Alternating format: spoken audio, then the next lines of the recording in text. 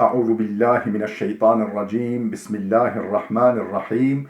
Elhamdülillah ve salatu ve selamu ala Resulillah. Değerli arkadaşlar, Muhammed Ali Es-Sabuni'nin Et-Tefsirul Vadihul Muyesser adlı eserinden 29. cüz, Kur'an-ı Kerim'in 29. cüzünün tefsirine başlıyoruz bugün. Bu birinci videomuz. Geçen derslerimizde malumunuz Fatiha suresi ve Amme cüzü yani 30. cüzü bitirmiştik. 29. cüze başlıyoruz. Efendim malumunuz bu sure, bu cüz, bu Kur'an cüzü Mülk suresiyle, Tebarekellezi biyedihil mulk suresiyle başlamaktadır. Biz de o şekilde başlıyoruz. Efendim önce sure hakkında genel bilgi takdim edelim. Ardından tefsirini okuyacağımız kısmın mealini verelim. Daha sonra da tefsirini arz edelim, takdim edelim. Mülk suresi Mekke'de nazil olmuştur. 30 ayettir. Adını ilk ayetinde geçen Tebarekellezi biyedihil mulk, yani her şeyin mülkü, yani hakimiyeti, saltanatı, otoritesi, çekip çevirmesi ve idaresi elinde olan Allah'ın şanı ne yücedir. Allah her türlü kusurlardan münezzehtir. Allah yüceler yücesidir anlamına gelen Tebarekellezi biyedihil mulk ifadesindeki el-mulk kelimesinden almaktadır. Allah'ın mülkiyetinin her şeyi kuşattığı bu şekilde öz bir biçimde belirtildikten sonra surenin devamında bu kanıtlanır. Yani sanat eserleriyle, yaptığı icraatlarla, sergilediği eserlerle bu kanıtlanmaktadır. Daha sonra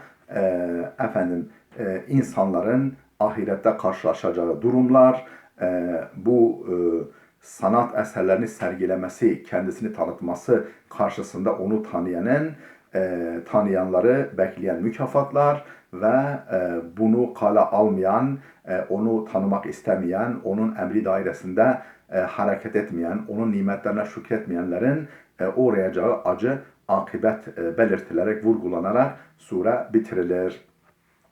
Şimdi biraz meal verelim, birkaç ayet, ardından tefsirimizi okuyalım. Estaizu billah, bismillahirrahmanirrahim. Tebarekellezi biyedihil mulk ve huve ala kulli şeyin kadir. Yüceler yücesidir. Büyükler büyüğüdür. O zat ki her türlü hakimiyet elindedir. Ve huve ala kulli şeyin kadir, ve o her şeye kadirdir. Her şeye kadir olduğunu nereden bileceğiz? اَلَّذ۪ي خَلَقَ السَّمَاوَاتِ وَخَلَقَ الْمَوْتَ وَالْحَيَاةَ لِيَبْلُوَكُمْ اَيُّكُمْ اَحْسَنُ عَمَلًا وَهُوَ الْعَز۪يزُ الْغَفُورُ. O zattır ki, yani her şeye kadir dedi ya, nereden biliyoruz? O öyle bir zattır ki ölümü ve hayatı yaratmış. Ölümü ve hayatı yaratmıştır. Niçin? لِيَبْلُوَكُمْ, sizi sınamak için, denemek için. اَيُّكُمْ اَحْسَنُ عَمَلًا, yaptığı işler bakımından hanginiz daha güzel, hanginiz daha güzel, daha kaliteli, standartlara uygun ve rıza-i ilahiye münasip işler yapacağını sınamak için. وَهُوَ الْعَز۪يزُ الْغَفُورُ, o gücü her şeye yeten ve bağışlaması bol olandır. Gücü her şeye yeten demek, yani o azizdir, izzet sahibidir, kudret sahibidir. Yaptığında işinden galiptir. Kimse, hiçbir suçlu onun elinden kaçıp kurtulamaz demek. Yani malumunuz bu sınavın sonunda iki tür insan ortaya çıkacak. Onun emirlerini dinlemeyen, onu tanımayan insanlara gözdağı niteliğinde diyor ki o azizdir. Yaptığınızı yanınızda kar bırakmayacaktır ve bu onun elinden gelir. Müminlere de bağışlama kapısını gösteriyor. Yani beşersiniz, bu imtihanda zaman zaman şaşarsınız. Şaştığınız zaman ümidinizi yitirmeyiniz. Benim bağışlamamın bol olduğunu biliniz. اَلَّذ۪ي خَلَقَ سَبْعَ سَمَاوَاتٍ طِبَاقًا. O öyle bir zattır ki gene, yani kudretini gösteren delilleri sıralıyor. 7 semayı, yani üzerinizdeki yedi alemi, yedi ulvi alemi. Efendim mesela atmosfer de 7 katmandan ibaret. Atmosferden sonraki yıldızlar alemi ve yıldızlar alemin ötesinde de böyle semavat var. Yukarı ulvi alemler var. İşte bu 7 olduğu belirtiliyor. Ya bu gerçek bir sayıdır veyahut da çokluktan kinayede olabilir. Çok sayıda semayı, bu yukarı alemleri yaratmış tıbakan, katman katman veyahut da birbiriyle uyumlu. İki manası var. Tıbakan, tabaka tabaka, katman katman veyahut da tıbakan, tabaka yutabiku mutabakat, birbiriyle mutabık, birbiriyle uyumlu. Hakikaten yukarı alem, ulvi alem birbiriyle uyumludur. İşte Allah böyle bir zattır. Ma tara fi halqir rahmani min tefavut. Rahman'ın yaratmasında, Rahman'ın yaratmasında veya Rahman'ın yarattıklarında iki mana verilebilir. Efendim yani Rahman rahmetiyle evreni yoğurmuş. Efendim rahmetinin gereğini yerine getirmek için evreni yaratan, Rahman vasfıyla alemi var eden ya Allah'ın yaratmasında veyahut da yarattıklarında bir tefavut, uyumsuzluk, ahenksizlik göremezsin. Farca'il basara hel tera min futur. Gözünü bir kere daha çevir. Acaba bir eksiklik, bir kusur, bir tutarsızlık görebiliyor musun? Thummarci'il basara kerrateyni. Sonra tekrar ve tekrar. Yani 2 kere diyor ama aslında buradaki 2 kereden maksat çok kere demektir. Hani biz hacca giderken veya umreye giderken lebbeyk, lebbeyke Allahümme lebbeyk. O lebbeyk aslında 2 defa buyur. Ama biz onu demek istemiyoruz. Yani tekrar tekrar buyur. Her çağırdığında elimden gelirse senin çağrına uyarım. Bu da kerrateni diyor ama aslında kerratu marrat. Defalarca ve defalarca gözünü çevir. Efendim bir müfettiş gibi gözünü, nazarını şu aleme sal. Efendim gökyüzüne, yeryüzüne, vadilere, dağlara, deryalara, deryaların içlerine, efendim canlıların türlerine, bitkilere, böceklere, kuşlara vesaire nazarını, bakışını çevir, efendim dolaştır, kusur aramaya bak, farca'il basara. ثم ارجع البصر كرتين ينقلب إليك البصر خاسئا وهو حسير. Gözün hiçbir kusur bulmamış olarak sana dönsün. Nasıl dönsün? Hasien, efendim zelil olarak, yani perişan vaziyette. Ve huve hasir, efendim takattan düşmüş, perişan ve zelil olarak gördüğünü, yani böyle aramaktan yorulmuş, bıkmış, usanmış, perişan vaziyete düşmüş, yorgun düşmüş halde sana geri dönsün. Değerli dostlar, bu mealimizi buraya kadar verdik. Şimdi dönüp tefsirimizi okuyalım biraz.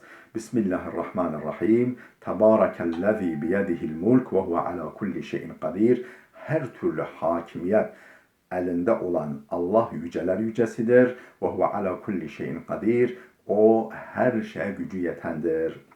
Ey temeccede ve teâlallâhul aliyyul kebiru el-mufîdu alel mahlukat fünûnel hayrat el-mutasarrifu fi şuûnil ibad keyfe yeşâ'u ve yu'izzu ve yuzillu ve yuhyi ve yumitu ve yugni ve yufqir ve lehul kudretu tammetu ve tasarruful kamilu fi kullil umur diyor. Oraya kadar mana verelim. Ne demek tebârekellezî biyedihil mulk? Ey temeccede, yani yücedir, ve Teala yüksektir, el aliyyul kebir, o çok yüce ve çok büyük olan zat gerçekten şanlıdır, gerçekten yücedir. Daha nasıl olan zat? El mufidu alel mahlukati fünunel hayrat, mahlukatı yarattıkları üzerinde türlü türlü nimetler yağdıran, türlü nimetler coşturan, onlara gönderen. El mutasarrifu fi şuunil ibad, kullarının işlerini çekip çeviren, kulların her türlü işlerini çekip çeviren. Nasıl? Keyfe yaşa, dilediği gibi çekip çeviren. Yu'izzu ve yuzil, efendim kimisini aziz, kimisini zelil eden, izzet veren, zillet veren. Ve yuhyi ve yumit, hayat veren, ölüm veren. Ve yugni ve yufkir, zengin eden, fakir eden. Ve lehul kudretu tammetu, işte tebareke'nin bir manası da şu. Ve lehul kudretu tammetu, onun tam bir kudreti var. Ve huve ala kulli şeyin kadir var ya, işte o kadir kelimesini tefsir ediyor. Onun tam bir kudreti var. Eksiksiz kudret sahibidir o.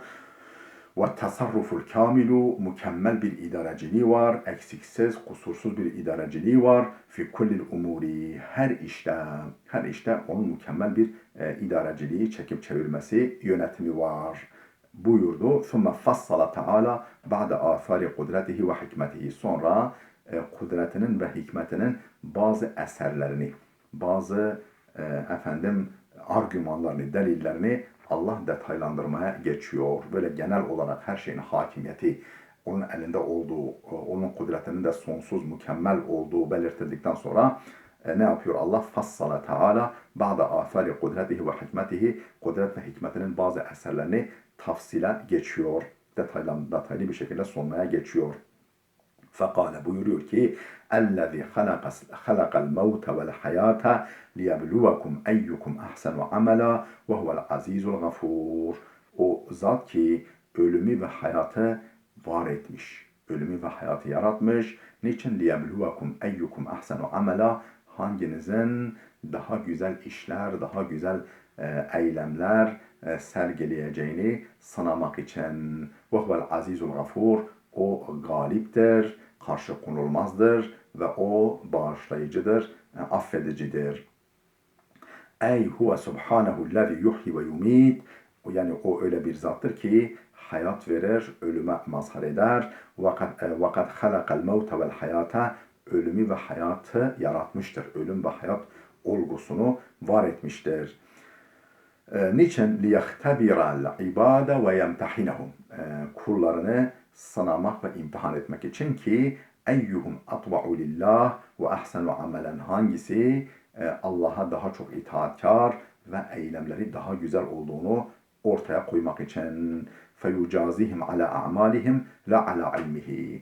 Ve böylece onları bil fiil yaptıklarından dolayı ceza veya mükafatlandırsın, yoksa bilgisine göre değil. Yani ben zaten nasılsa kimin iyi, kimin kötü, kimin mümin, kimin kafir olacağını biliyorum.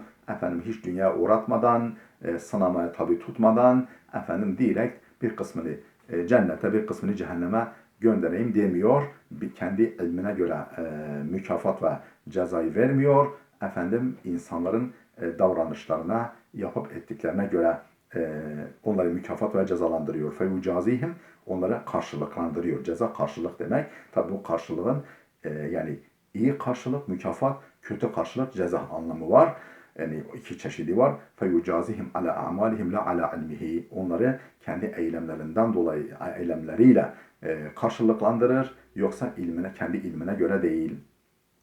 وَمَعْنَا لِيَبْلُوَكُمْ, hani siz sınamak için diye meal verdik ya, işte لِيَبْلُوَكُمْ ifadesinin manası اَيُّعَامِلَكُمْ مُعَامَلَةَ الْمُخْتَبِرِ. Sınayan bir kimsenin davrandığı gibi size davransın. Yoksa mesela sınav niye yapılır? Hoca, öğretmen, eğitimci öğrencisinin bilip bilmediğini bilmiyor, onları sınıyor, bilip bilmediğini öğreniyor ve ona göre de notunu veriyor. Allah bu manada imtihan etmiyor. Aslında yani imtihan eden bir kimsenin davrandığı gibi davranıyor. Yoksa sonuçları zaten biliyor. اَيُّعَامِلُكُمْ مُعَامَلَةَ الْمُخْتَبِرِ فَاِنَّ اللّٰهَ تَعَالَى عَالِمٌ بِالْمُطِيعِ وَالْعَاصِ اَزَلًا. Çünkü zaten Allah ta ezelden kimin mutih, itaatkar, kimin asi, isyankar olduğunu zaten biliyor. Lem yakul Teala eksera amelen ve innema kâle ahsene amelen. Neden Allah Teala liyebluvekum eyyukum eksera amelen? Yani hanginizin eylem bakımından, amel bakımından, salih amel bakımından daha çok olduğunu ortaya koymak için demedi. Ekseru amelen demedi. Ve innema kâle ahsene amelen. Ahsenu amelen dedi. Yani hanginizin amelinin daha güzel olduğunu söyledi. Sınamak için bunu yaptığını söylediğin için لَأَنَّهُ لَا عِبْرَةَ بِالْكَثْرَةِ مَعَ الْقُبْحِ.